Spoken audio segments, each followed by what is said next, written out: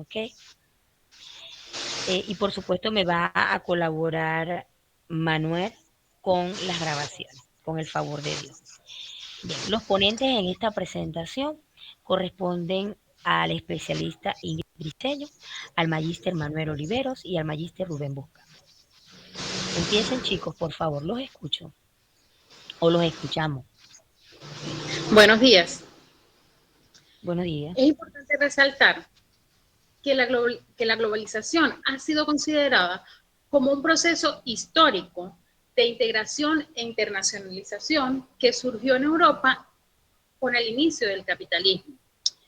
La misma presentó su primera fase en el año 1870 hasta el año 1913, con el inicio de la movilización de capitales y por ende la conformación de grandes imperios económicos en los estados europeos, en conjunto con la movilización de la mano de obra debido a la baja disminución de los precios en los servicios de transporte y en la movilización que luego se extendió a todo el continente. En cuanto a esto, es importante resaltar que, por favor, puede cambiar la lámina, profesora. La siguiente. Le doy a la tercera lámina. No, la segunda lámina. Un encuentro con lo local. Creo que esa no es. Acá. No es. Exacto. Es importante resaltar que la Comisión Económica para América Latina y el Caribe, la CEPAL, es una comisión regional de la Organización de Naciones Unidas, ONU.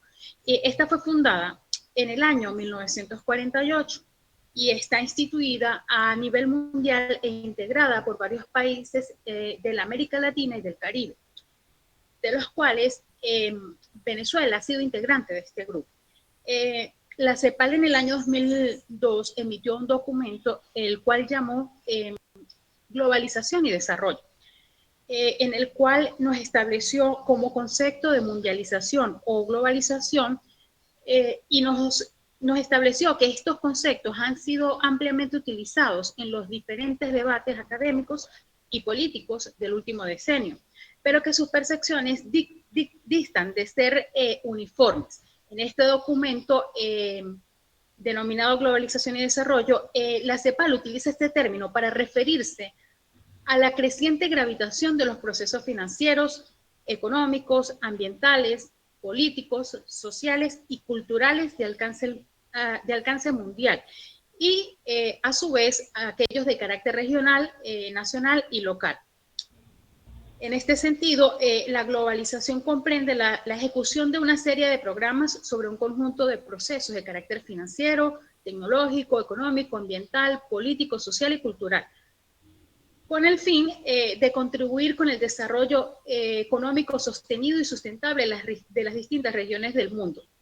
Entre estos destaca unos aspectos generales como son la integración económica, social y política, aunado a la unión del mercado mundial a través del fortalecimiento de las relaciones comerciales, económicas y financieras y el aumento de la producción y el consumo de bienes y servicios. La siguiente lámina nos muestra las fases de la globalización de acuerdo a lo emitido en el documento de globalización y desarrollo de la CEPAL para el año 2002. Esta nos plantea las fases de la globalización en primera instancia o una primera fase ocurrida en la época de 1870 a 1913, con la aparición del capitalismo que dio inicio a la movilización de los capitales, a la movilización de la mano de obra debido a los bajos costos en los precios y servicios del transporte.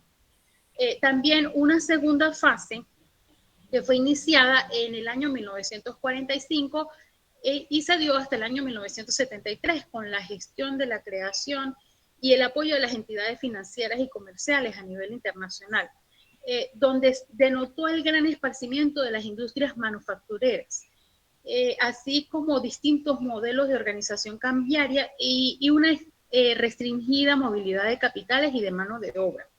Una tercera fase que fue radicada para el siglo XX. Con ella aparecieron los tratados de libre comercio internacional, aunado a la creación de muchísimas empresas transnacionales, También se vio la gran movilidad de capitales, pero con una poca predominación de la movilización de mano de obra. En la siguiente lámina podemos observar que la CEPAL en este mismo documento nos ha realizado una clasificación de... profesora, por favor, pasa la lámina. Estoy tratando de pasar la lámina, no crea. Eh, No te la, preocupes, continúa. Continúo, perfecto. Bueno, la CEPAL nos ha realizado dos tipos de clasificaciones. Primero, la clasificación no económica y en segundo lugar, la clasificación económica. Dentro de la dimensión no económica contiene una subclasificación denominada la globalización de los valores y ella comprende la generalización progresiva de los valores sobre los derechos humanos y políticos de los ciudadanos. También la autonomía del individuo ante el Estado y sus derechos. Y también puntualiza los derechos económicos, sociales y culturales que expresan los valores de igualdad económica, social y solidaridad y no discriminación para toda la sociedad. En un segundo plano, dentro de la dimensión no económica, también encontramos la dimensión política. En cuanto a esto, la CEPAL para el año 2002 nos señala que los gobernantes y los dirigentes políticos se han visto sometidos a mucha tensión tratando de conseguir un amplio apoyo local y a su vez tratando de respetar las derivadas reglas del proceso de globalización, pero que ha servido de mucha o ha sido de mucha importancia ese estímulo de integración y ha sido muy significativo en torno a la creación de todos aquellos tratados, acuerdos, convenios de distintos países para promover estrategias en el marco del progreso global. Aún con todas esas dificultades dentro del plano político interno de cada país y la disposición y la capacidad de cooperación han sido los lineamientos estratégicos para alimentar el proceso de la globalización. Dentro de la segunda clasificación, en la dimensión económica, la encontramos clasificada en tres tipologías.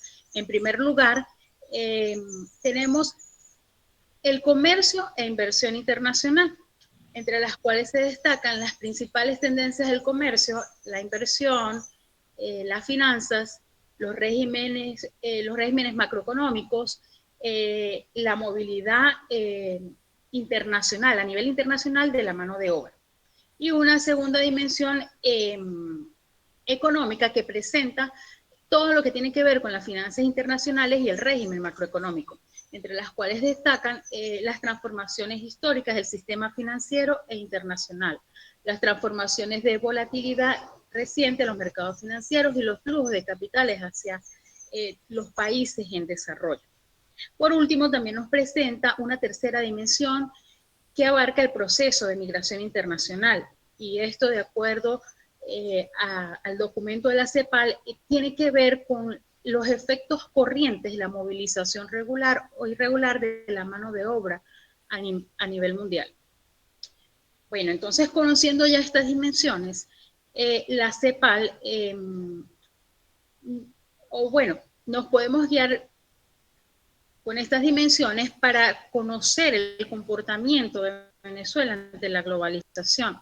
En la siguiente lámina podemos observar que ha sido muy importante, o es muy importante señalar que en Venezuela desde los inicios de los años 80 se han venido estableciendo y fijando una serie de estándares legales y políticos o de políticas públicas con la intención de conformar un Estado participativo dentro del mercado mundial, aunque con algunas dificultades propias internas del país, así como el lento desenvolvimiento o un proceso pausado, pero con miras hacia la mundialización. De acuerdo a esto, según Iturralde, Peña y Rojas, para el año 1998, los intentos de la integración en América Latina reflejan esta realidad, ya que existe una falta de concertación para introducir a esta parte del continente en la ola del cambio mundial.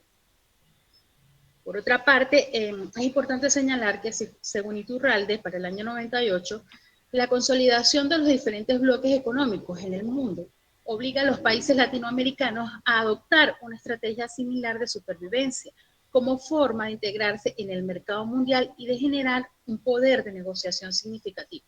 De acuerdo a esto, Venezuela ha hecho sugestiones en cuanto a que ha presentado la intención de ser miembro de la CEPAL y dentro de sus lineamientos también se encuentra la participación en tratados de libre comercio, como es el caso del Grupo de los Tres, donde Venezuela, junto con México y Colombia, han conformado este grupo con esa intención de promover las alianzas estratégicas para fortalecer la conformación y el fortalecimiento del libre mercado entre estos países y los demás países de Centroamérica y del Caribe. De acuerdo a esto, Romero en 1998 nos señala que la globalización ha afectado la cultura democrática del venezolano. Es por esta razón que es necesario un cambio de cultura y de transformación del pensamiento en la sociedad, con miras al proceso de internacionalización, que aporte un verdadero progreso a la globalización. En la siguiente lámina podemos observar cuál ha sido el proceso de la investigación en el contexto de la globalización. Es importante señalar que la investigación ha alcanzado un gran impacto en la humanidad. La misma es aplicada en diversas áreas sociales, utilizando las tecnologías de información y comunicación como este medio necesario para difundir los conocimientos, los proyectos y esos estudios científicos, entre muchos otros, para brindar la oportunidad de generar nuevos conocimientos. También es importante resaltar que la Organización de las Naciones Unidas para la Educación, la Ciencia y la Cultura, la UNESCO, en el año 2000 realizó una conferencia, la cual designó como la Declaración sobre la Educación Superior en el siglo XXI. Esta fue realizada en el año 1998. Y en esta declaración denominó la visión y acción de la investigación, de la educación y la investigación científica en el mundo. Mediante esta se propagaron como principal objetivo de la educación superior el promover el saber mediante la investigación en los distintos ámbitos de la ciencia, el arte y las humanidades. Y a su vez, la propagación de esos resultados obtenidos con las investigaciones, puesto que para la ONU, la educación superior cuenta con la capacidad de la transformación y cambio del pensamiento de los individuos en los distintos procesos de la sociedad.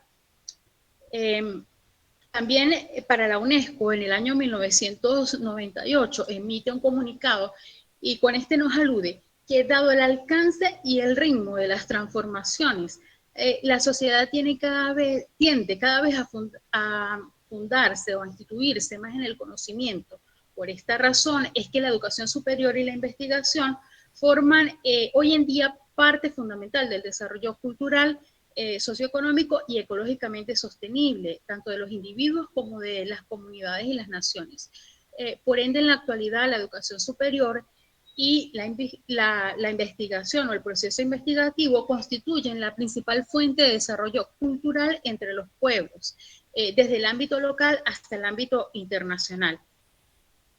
Sigue mi compañero Manuel. El profesor iba a hablar de las tecnologías de información y comunicación en el proceso de globalización. Ni siquiera tenemos comunicación con él por vía WhatsApp.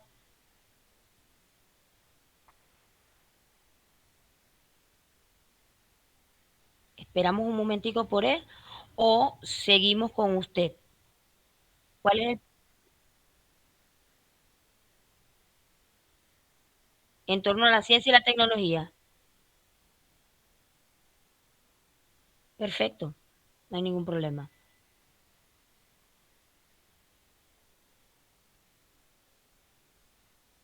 Qué bueno.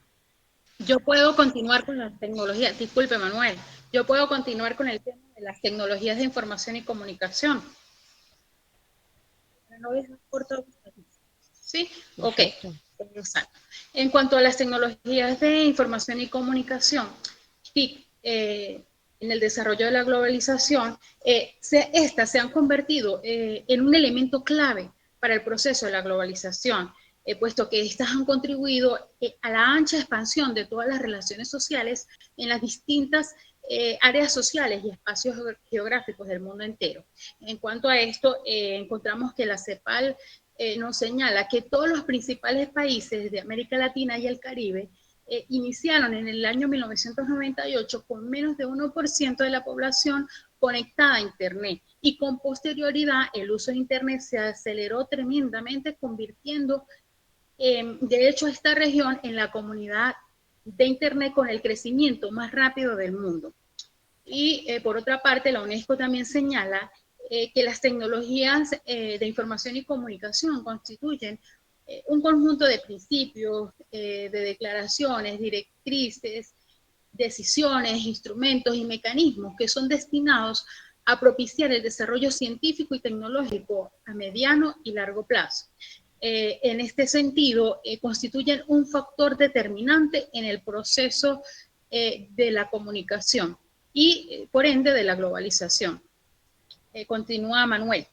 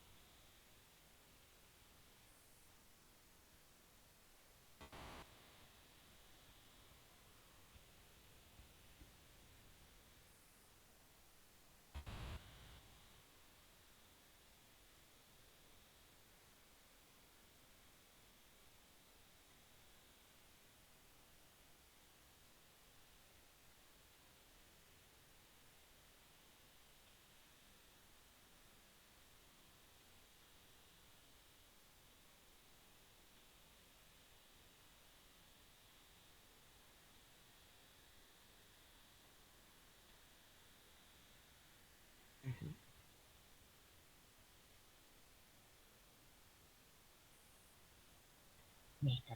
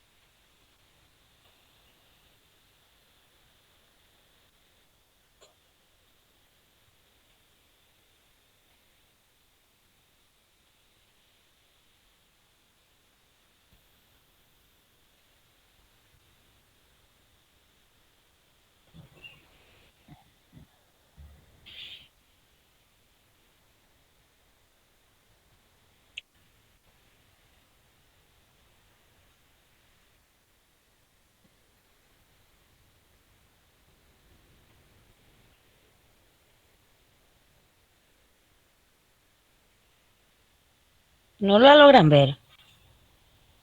Manuel, sí se ve la lámina. Se ve.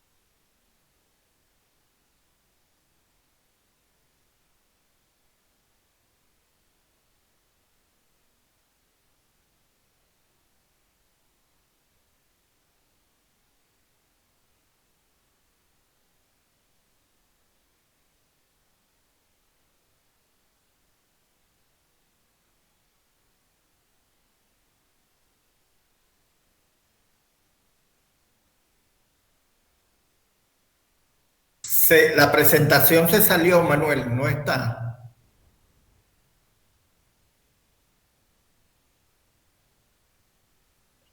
Sí, Manuel se desconectó.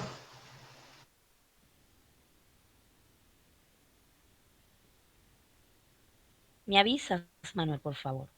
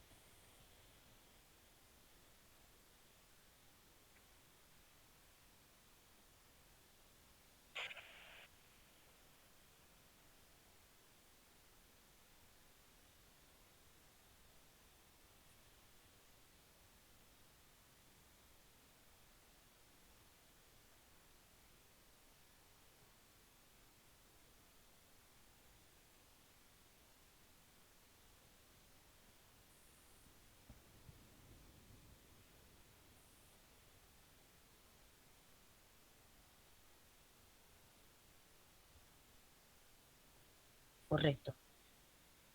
Ujú,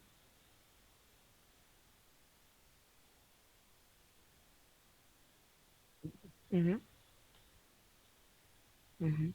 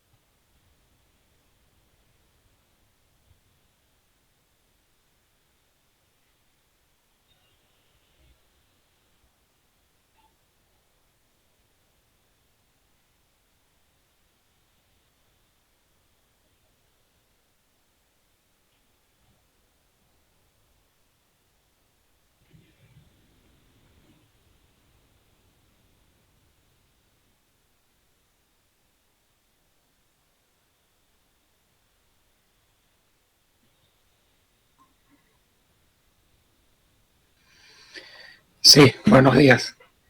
Yo no sé, Manuel, compañeros, yo escucho a Manuel entrecortado. ¿Ustedes me escuchan a mí bien? Yo lo escucho perfectamente. Sí, bien, Ok, profe. bueno, Excelente. sí, perfecto, Estimado qué bueno, gracias a Dios. profesor, deme un chancecito de dejar de compartir para ver si acepto a los compañeros que están acá. Manuel, ya Manuel Bueno, creo ya que solo tiene. queda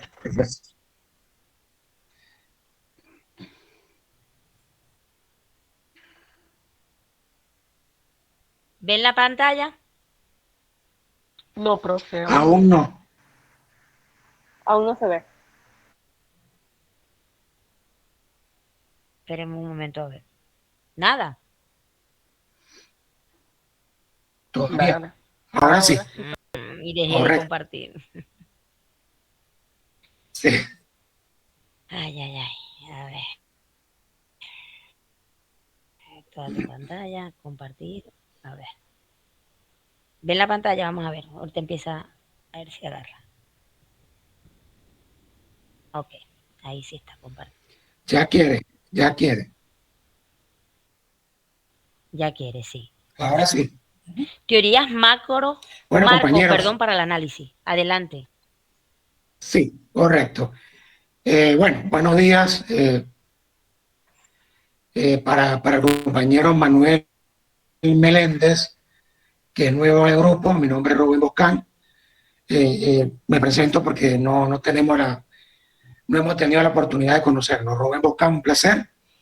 Y continuamos con este primer tema, la investigación en el contexto de la globalización. Ya mi compañera Ingrid y mi compañero Manuel han hecho un esbozo específico sobre lo que tiene que ver la investigación en este contexto de la globalización. Cabe mencionar que dentro de este contexto de la investigación existen unas teorías marcos que sirven para analizar cómo ocurre y cómo acontece la investigación en este mundo global. Y esas teorías son tres: la dinámica espacial, la gestión ambiental integrada y sustentable, y por último, la teoría de recursos y capacidades. La siguiente. Específicamente sobre la teoría de la dinámica espacial, vamos a escudriñar o analizar un artículo científico escrito por Telles en el 2011, titulado Dinámicas espaciales de la globalización y mutaciones regionales del desarrollo. Fíjense que en ese artículo se cita a este autor, Fukuyama, quien escribe en el año de 1999, y él anuncia y menciona que al parecer ese término del regionalismo, acompañado de lo que es la geografía y la economía espacial, pareciera que llega a su fin. Llega a su fin como disciplina con la que se han buscado representar las complejas dinámicas del desarrollo regional, por supuesto en este contexto de la globalización. En el caso del autor von Thunen, dice que quien es precursor y también pasando por Weber en 1929 y la escuela de Jena, realizó un arduo trabajo rescatado también por Walter Isar, quien llegó de último a considerar que la economía regional como una ciencia, llegaron a considerar la economía regional como una ciencia. Esto a mitad del siglo XX. Siguiente. Ahora bien, de los enfoques del desarrollo regional, vamos hacia los enfoques regionales de desarrollo. Este juego de palabras nos indica o nos lleva a reflexionar cómo, a pesar de que existen o se conjugan estas palabras, tienen una visión muy diferente. Esto se unió al auge de la teoría con el enfoque de los polos de desarrollo de Perú en los años 60 y la experiencia de Kuklowski en La Haya de los años 70, que alumbraron muchos trabajos de desarrollo regional. También paralelamente los geógrafos participaban en un profundo debate poniendo en cuestión la naturaleza de lo que significaba el espacio geográfico, con los trabajos de la escuela marxista francesa. Esto rescatado por Lefebvre en 1970. En la siguiente lámina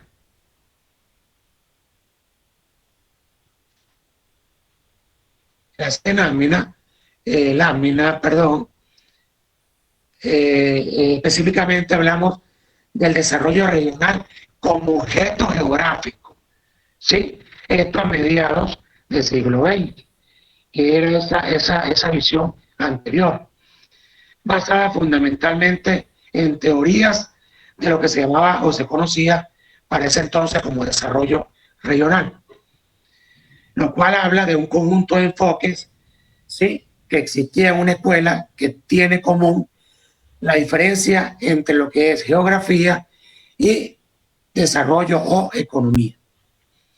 Una separación que también ha llevado a los determinismos geográficos, que plantean la predestinación al desarrollo o al atraso de ciertas regiones. Esto es mencionado por Ezequiel Esquivel, perdón, en el año 2000. En la medida que estos factores responden a decisiones endógenas, los modelos de crecimiento endógeno avalan la posibilidad de que los territorios adopten políticas activas para promover su desarrollo, como aportes a la economía espacial y al estudio de convergencia en el desempeño económico de largo plazo de las economías regionales. La siguiente lámina toca el tema específico de la globalización y la nueva geografía del desarrollo. ¿Sí? No el desarrollo de la geografía, sino la nueva geografía del desarrollo. Para los regulacionistas franceses, un modelo de desarrollo no es solo un sistema de producción, sino una construcción coherente que incluye tres aspectos sustantivos. Este primer aspecto es el paradigma tecnológico relacionado con los principios que rigen la organización del trabajo. Segundo, habla de un régimen de acumulación, es decir, el conjunto de principios macroeconómicos que describen la compatibilidad de mediano y largo plazo entre las transformaciones de las condiciones de producción y la de los usos de productos sociales. Y por último, tenemos el aspecto que nos menciona un modo de regulación referido específicamente a las normas y por supuesto a las instituciones que regulan y hacen cumplir esas normas, ¿sí?, en cuanto a las relaciones salariales y organizacionales. Los vínculos entre capitales y la inserción internacional. Esto propuesto por Boyer en 1992.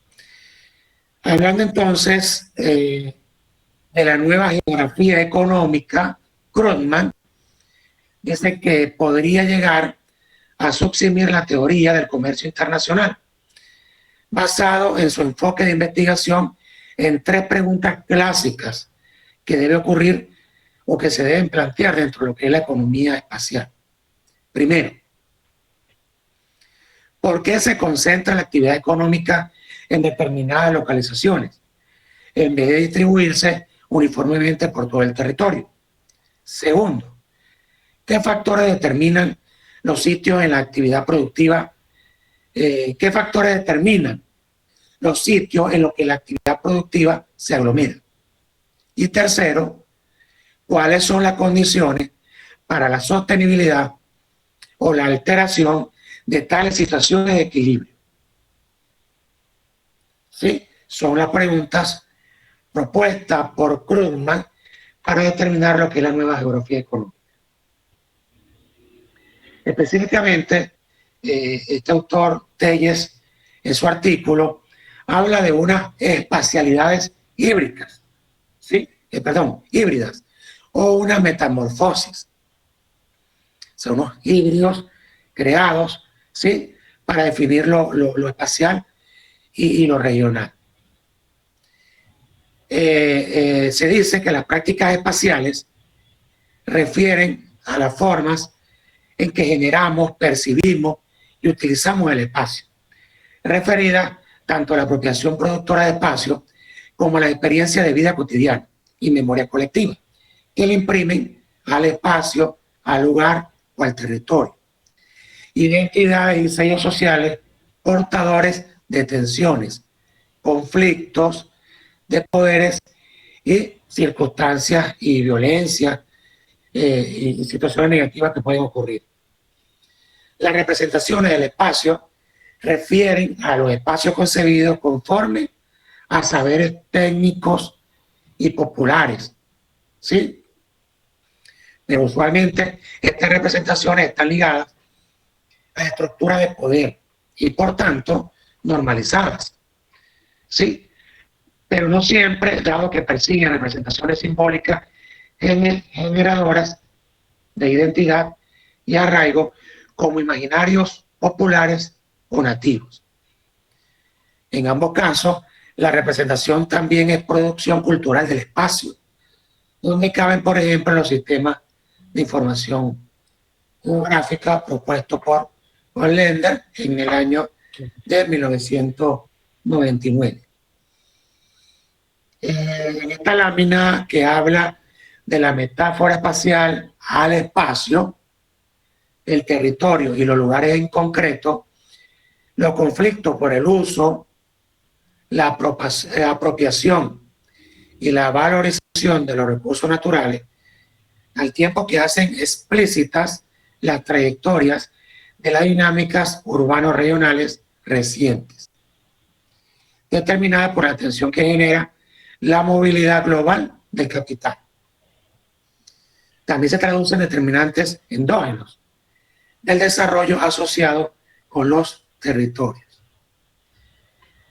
Por ello, las mutaciones regionales del desarrollo tienen expresiones espaciales diferenciadas en cuanto a contenidos, formas y dimensiones, dominada, por supuesto, por la interdependencia que existe entre los factores propuestos y descritos. Ahora bien, dentro de esta teoría, Marcos, específicamente, está esta teoría que es sobre la gestión ambiental integrada y sustentable, que es una forma también, por supuesto, de investigación dentro de este mundo, de este contexto global. En esta teoría vamos a estudiar o analizar, o se presenta un artículo por Ramos en el año 2015 titulado Gestión ambiental integrada y sustentable para el saneamiento de la cuenca del lago de Maracaibo. Hablando de la gestión ambiental integrada y sustentable, en los últimos 2 siglos, el ambiente ha sufrido un proceso acelerado de degradación. Asimismo, el desarrollo de las sociedades urbanas industriales, junto, por supuesto, a un crecimiento demográfico y una tendencia económica que han marcado las pautas de hábitos de consumo, han convertido la tierra en un ente netamente para explotar, mencionado por Torres en el año de 1998. Por supuesto, esto hace que la situación ambiental del planeta sea cada vez más crítica y su daño sea irreversible. Todo esto mencionado, paralelamente a lo que ya mencionamos, grandes instituciones a nivel internacional, encabezadas por la UNESCO y el Programa Nacional el Programa de Naciones Unidas, Programa de Naciones Unidas para el medio ambiente, han creado programas para buscar solución a los problemas ambientales. Como se citan, por ejemplo, este tipo de instituciones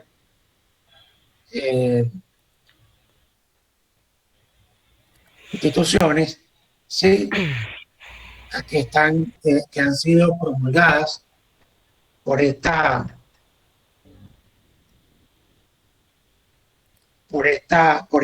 tipo de, como la UNESCO, y ya lo mencioné, el Programa de Naciones Unidas para el Medio Ambiente, ¿sí? Mencionamos como Estocolmo en 1972, Belgrado en 1975, Visilia en 1977, el de París en 1982, el de Moscú en 1987 y el Río de Janeiro en 1992, el de Tesalónica en 1997, Johannesburgo en 2002 y el de Portugal en el 2004.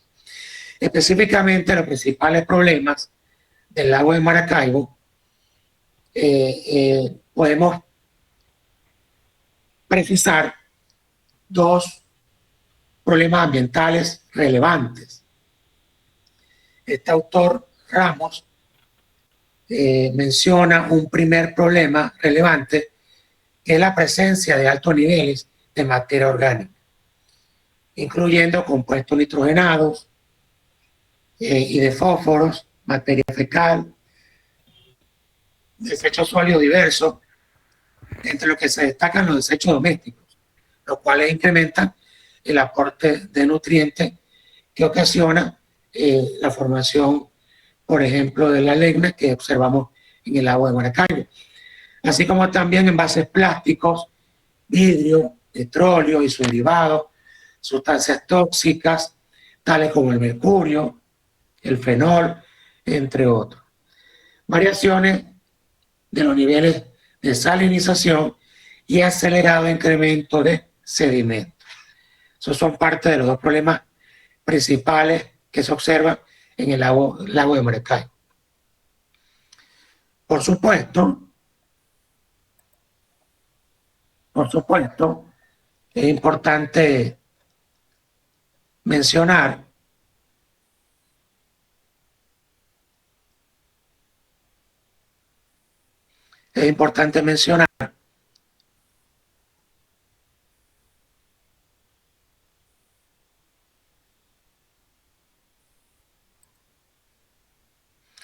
los efectos, ¿sí? Los efectos de los problemas ambientales, como ya lo mencionamos, las causas, estos efectos que tienen que ver, por supuesto, con la alteración y el desequilibrio de los ecosistemas por el proceso de eutrificación, crecimiento explosivo de algas fitoplanctónicas y de la lenteja de agua. Cuando hablamos de las causas de los problemas ambientales, hablamos de la descarga de aguas servidas, drenada hacia el lago de Maracaibo. Y cuando hablamos de otras consecuencias, hablamos, por ejemplo, de la escorrentía de agua superficial proveniente de campos agrícolas localizados aguas arriba del lago de Maracaibo.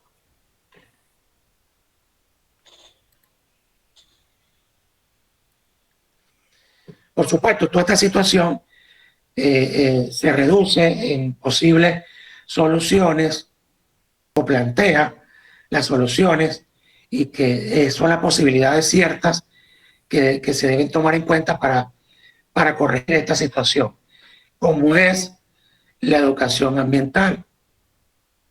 La educación ambiental que busca el saneamiento del lago de Maracaibo y que, por supuesto, requiere la colaboración de los entes públicos y privados.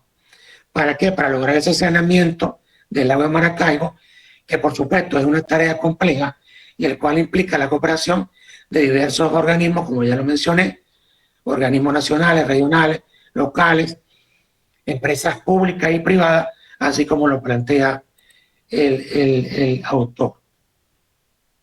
Específicamente las actividades de saneamiento ambiental del lago de Maracaibo deben incluir medidas que son las siguientes: reducir la descarga de agua negra al lago y sus afluentes. Segundo, disminuir y controlar la anarquía, disposición de desechos domésticos e industriales, especialmente en las playas y en los afluentes del lago. Y tercero, controlar el uso de fertilizantes en las áreas de la cuenca del lago donde se realizan actividades agropecuarias.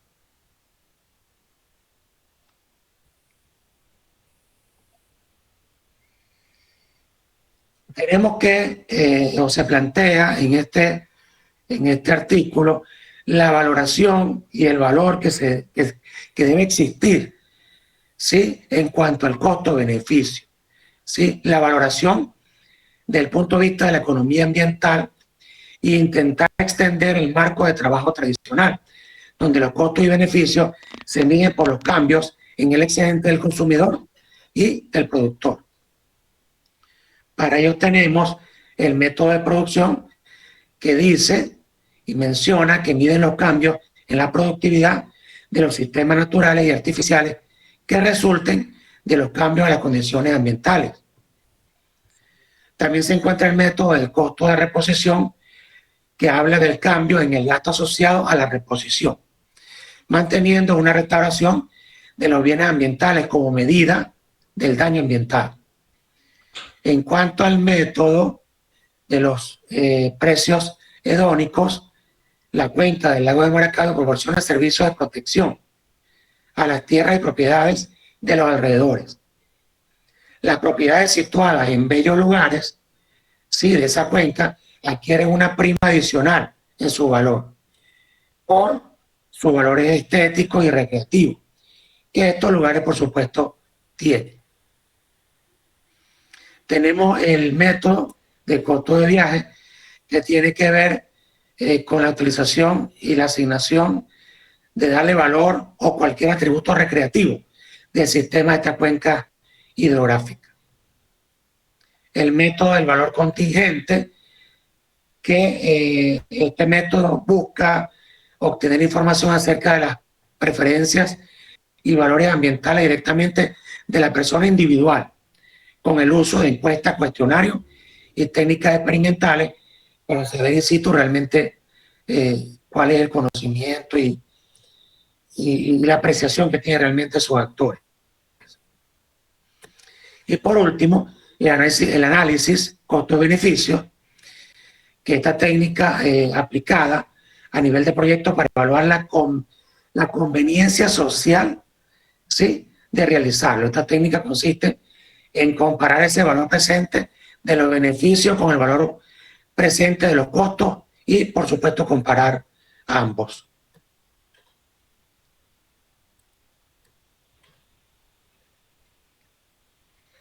El concepto de desarrollo sustentable,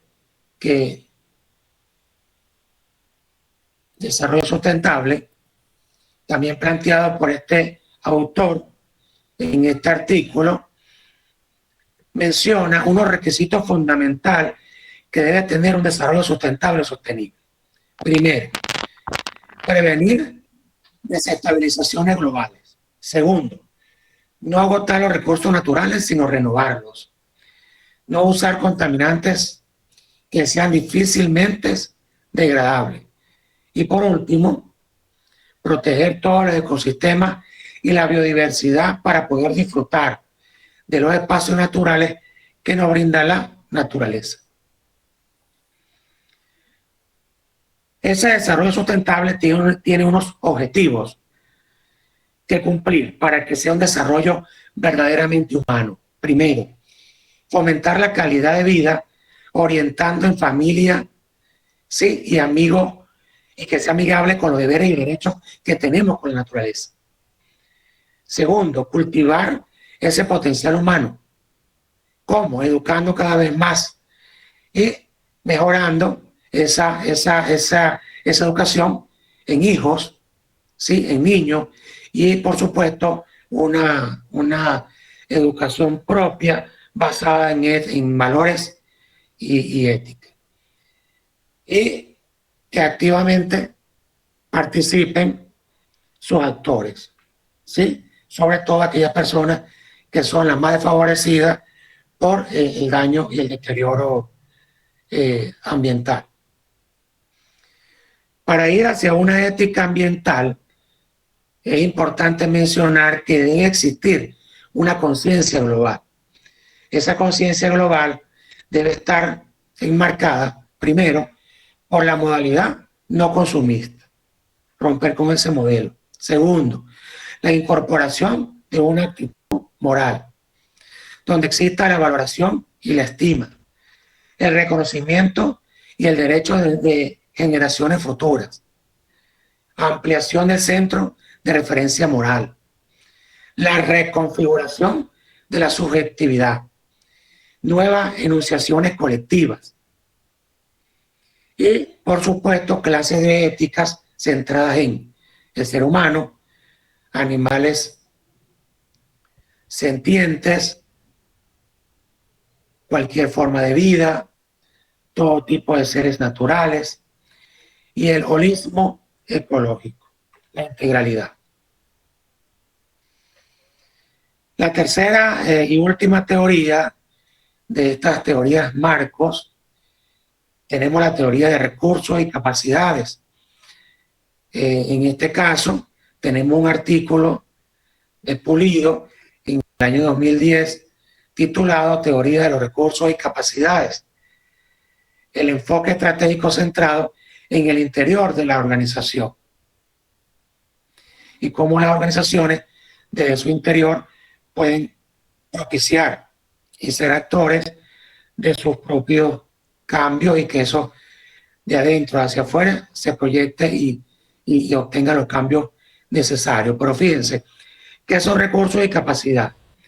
Los recursos definidos así por Wernerfeld en 1984 se entiende tanto las entradas en las operaciones de la organización como planta y equipo, propiedad intelectual, entre otros, como las capacidades y competencia de la gente.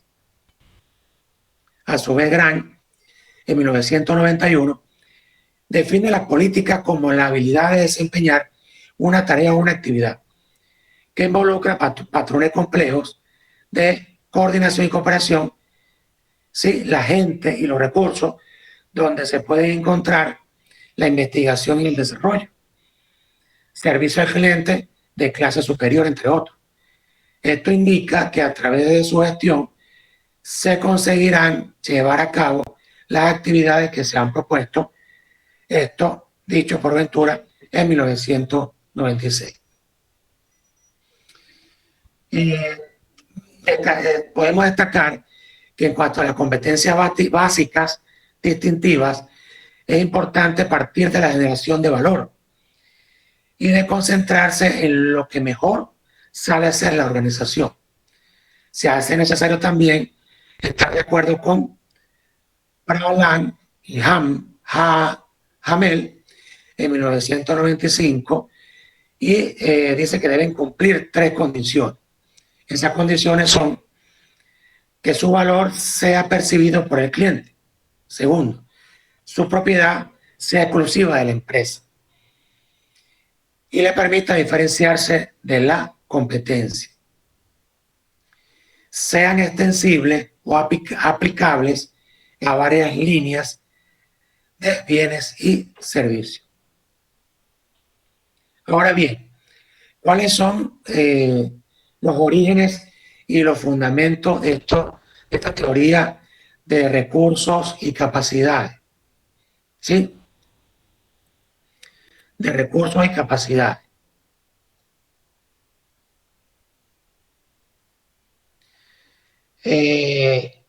La economista británica Edith Rose, en 1958, es reconocida como quien inició esta tesis respecto al tema y argumenta que toda organización es un conjunto de recursos productivos, uno de naturaleza física o tangible y otro de naturaleza humana. Por ello, toda organización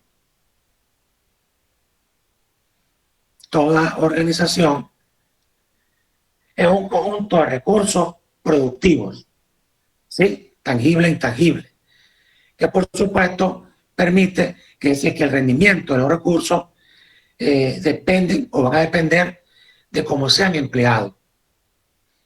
¿Sí? No tiene que ver con la cantidad, sino tiene que ver con el uso y el rendimiento que le den a los recursos y cómo son utilizados. Y por supuesto, lo fundamental, que no es la propiedad en sí, o sea, no es en sí la organización o la estructura física, sino es lo que están adentro y cómo desde dentro y sus actores, sus protagonistas y el uso que le dan a sus recursos pueden hacer que la organización de tal manera que puedan configurar los recursos fundamentales. Existe dentro de la teoría de recursos y capacidades, se habla de un proceso. Cuando hablamos del proceso, el proceso tiene que ver, o lo que indica es la concepción de esta teoría, que es necesario reconocer la forma como pueden llevarse a cabo la ejecución de un modelo estratégico que le permita a la empresa generar, por supuesto, esta ventaja competitiva. Yo tengo las defensas altas, el doctor Hay alguien que tiene el micrófono abierto. Alguien tiene el micrófono abierto. Gabriela, el estómago. ¿Quién tiene el micrófono Ok, abierto? para terminar, Gabriela, el micrófono. Por favor, ¿quién tiene el micrófono abierto? Gabriela, por favor. Está buenísima, que tal, al otro día, pum, tumbado. Vamos a ver algo. Que le tengo mucho cada uno, ¿te lo vas a tomar ya o...? Bueno, y si quieres lo Vamos a ver. voy a empezar a hacer la terapia. Voy a ver. Porque ya cargo el peso.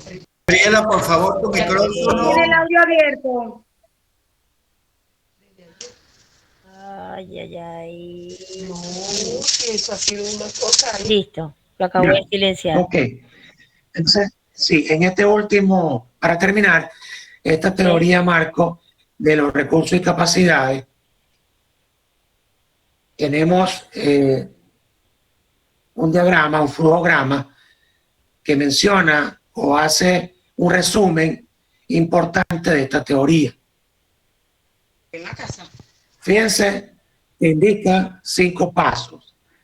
El primer paso habla de que se debe identificar y clasificar los recursos de la organización.